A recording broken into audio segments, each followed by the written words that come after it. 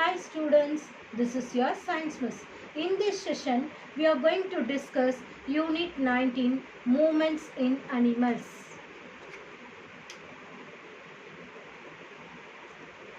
There are so many movements that happens in our bodies. There are different ways how animals move from place to place. Walking, crawling, flying and swimming. These are only few ways in which an animal move from one place to another place. Here in the lesson நம்ம மூமெண்ட்டும் and லோகோமோஷனை பற்றி தான் நம்ம படிக்க போகிறோம். மூமெண்ட்டும் லோகோமோஷனும் ஒரே மாதிரி meaning கொடுக்கறதா நம்ம நினச்சிட்டு இருந்தா கூட அது ரெண்டுத்துக்கும் கண்டிப்பாக டிஃப்ரென்ஸ் இருக்குது. சரிங்களா? Although both movement and locomotion sound similar in their meaning, there are some interesting differences between them. Generally, movement எப்படி டிஃபைன் பண்ணுவாங்க தெரியுமா? Movement are defined as the action of changing the place or position by one or more parts of the body. இதுதான் வந்து மூமெண்ட்கான definition. Movement helps to perform necessary functions such as pumping of blood to different parts of the body in an organism. The movement வந்து it can be both voluntary and involuntary. இங்கே example கொடுத்துருக்காங்க பாருங்க. Walking is a voluntary movement. Walking நம்மளுடைய வில்லிங்னஸோட தான் நடக்கும். Walking இது voluntary movement. Breathing is an involuntary movement. நம்ம வில்லிங்கில் இருந்தாலும் இல்லைனாலும் ப்ரீத்திங் கண்டினியூஸாக நடந்துக்கிட்டே இருக்கும். அது வந்து இன்வாலண்டரி மூமெண்ட்கான example. The movement of an organism from one place to another is known as locomotion. So அந்த மூமெண்ட் ஒரு பிளேஸ்லேருந்து இன்னொரு பிளேஸ்க்கு நடந்துச்சுன்னா அதை தான் நம்ம என்னன்னு சொல்லுவோம்? லோகோமோஷன் அப்படின்னு சொல்லுவோம். இந்த லோகோமோஷன் எதுக்கெல்லாம் நடக்குது? Locomotion helps of in an organism to find food, avoid harsh weather conditions, escape from their predators.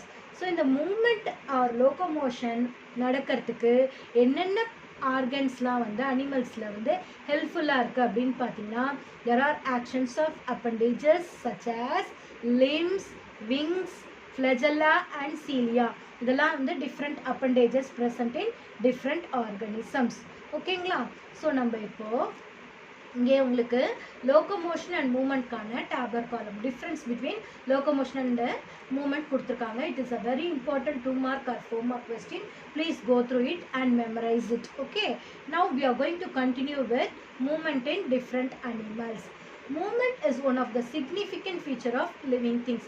So ஒரு லிவிங் திங்காக இருந்தால் கண்டிப்பாக அதனுடைய பாடியில் மூமெண்ட் நடக்கும்.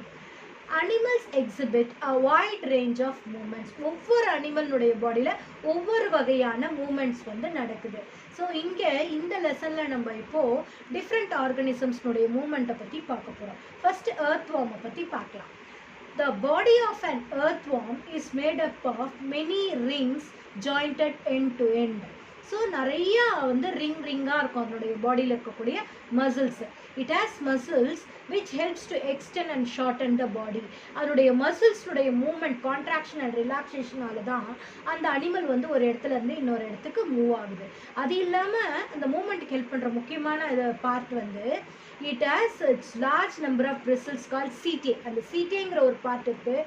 அதுதான் வந்து அந்த மண்ணில் வந்து ஸ்ட்ராங்காக அந்த அனிமலை பிடிச்சிக்கிறதுக்கு ஹெல்ப் பண்ணுது. Which helps R connected with muscles.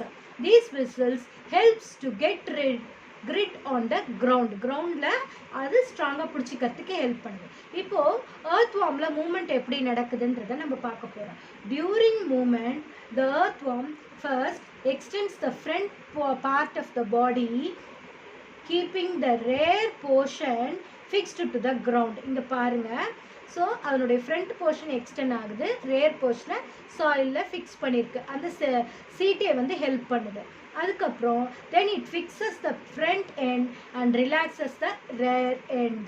It then shortens the body and pulls the rear end forward and pulls this makes it move forward small distance. இந்த மாதிரி கொஞ்சம் கொஞ்சமாக அது வந்து மூவ் ஆகும்.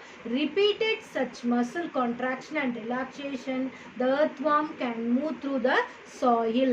ஸோ அந்த earthworm சாயிலில் மூவ் பண்ணி போன பிறகு பார்த்தீங்கன்னா அந்த இடத்துல அப்படியே ஒரு கோடு போட்ட மாதிரி இருக்கும். A slimy substance secreted by its body helps its movement. அடுத்தது காக்ரோச். காக்ரோச் எல்லாருமே பார்த்துருப்பீங்க இல்லையா? ஸோ காக்ரோச்னுடைய பாடியில் அப்புறம் 3 pairs of legs, jointed legs இருக்கும் and 2 pairs of wings. So இந்த 3 pairs of jointed legs and 2 pairs of wings உடைய ஹெல்ப்னால தான் காக்ரோச் வந்து ஒரு இடத்துல இருந்து இன்னொரு இடத்துக்கு மூவ் பண்ணுது. சரிங்களா? ஸோ அதனுடைய பாடியில் பார்த்தீங்கன்னா இஸ் கவர்ட் பை அ சிட்டின், ஒரு லைட் ப்ரொடெக்டிவ் மெட்டீரியல் சிட்டின் இருக்கும். அடிக்கடி அந்த சிட்டின் வந்து என்ன ஆகிட்டே இருக்கும், தோல் உறிஞ்சிடும், ஷெட் ஆகிட்டு புது தோல் வளரும். அப்போ ஒவ்வொரு தடையும் அந்த அனிமல் வளரும் போதெல்லாம் வந்து அதனுடைய சிட்டின் வந்து ரிமூவ் ஆகிட்டு புது சிட்டின் வந்து க்ரோ ஆகும். சரிங்களா?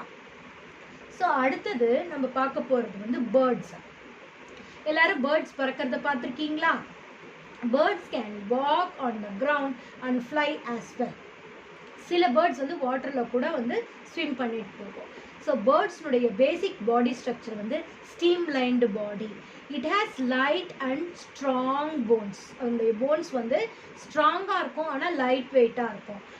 அதுக்கு காரணம் வந்து அந்த போன்ஸில் ஒரு ஹாலோ ஹேர் ஸ்பேசஸ் வந்து ப்ரெசண்ட்டாக இருக்கும். They are hollow and are air spaces between them. The lower portion of the limbs are modified as claws, which help them to walk and to perch. The breast bones are modified to hold massive flight muscles, which helps in the moving wings up and down. இது இல்லாமல் அதனுடைய flight muscles, அதனுடைய 4 limbs வந்து என்னவா modify ஆகிருக்கு, விங்ஸாக modify ஆகிருக்கு. So இந்த 4 limbs are modified as wings. So இந்த எல்லா மாடிஃபிகேஷனும் தான் பேர்ட்ஸுக்கு வந்து ஃப்ளை பண்ணுறதுக்கு ஹெல்ப் பண்ணும். சரிங்களா? The wings and the tails have long feathers which helps in flying. Birds show 2 types of fly. பார்க்கும்போது அந்த 2 வகையான மூமெண்ட் நம்மளுக்கு காமிக்கும். ஒன்று வந்து கிளைடிங், இன்னொன்று வந்து flapping. During gliding the bird, இங்கே பாருங்கள், இந்த 2 டயக்ராம் பாருங்கள், gliding and flapping. சரிங்களா? So during gliding the bird has its wings and tail spread out. நல்லா விரிஞ்சு இருக்கு இல்லையா? In this movement the bird uses air current from going up and down. அது மேலே மேலே மூவ் பண்ணி அந்த ஏர் கரண்ட்டில் வந்து அது இது ஃப்ளாப் பண்ணிக்கிட்டே இருக்கும். அடுத்தது flapping is an active flight. The bird beats the air by flapping its wings.